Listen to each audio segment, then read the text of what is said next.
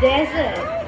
Now the first thing you notice is very large ears. Now these large ears allows them to detect predators and prey sneaking up behind them. Now they also have a very impressive jump height. They can leap up in the air 1.2 meters and off a distance of 1 meter, which is pretty high for such a small mammal. Moral support, okay? Which is very important as well. Okay, Bubbles?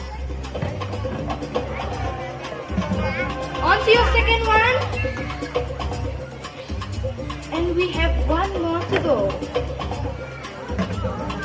And there we go. Okay, we have the plastic bottles. Do you want to help me with the paper carton?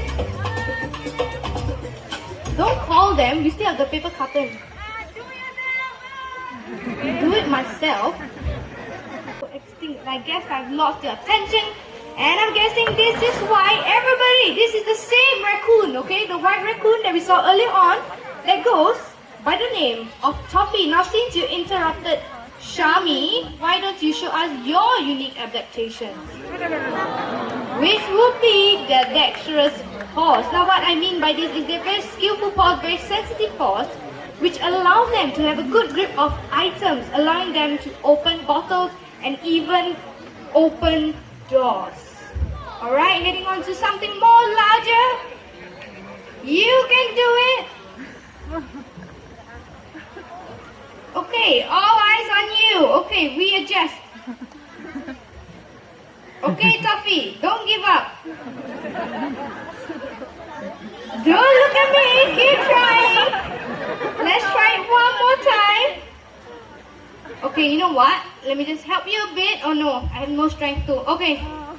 We will pretend I didn't help him, okay? Everybody needs a cheat day sometimes, but good job, Toffee! Enjoying your reward. Now don't be fooled. Most people think that Toffee is albino, but Toffee is not because albinos have red eyes. Toffee over here has cream-colored eyes. Okay, unfortunately, raccoons are known as pests in some countries, but it is not entirely their fault. Our homes and cities have come too close to their natural habitat that they have no choice but to come into our homes to feed and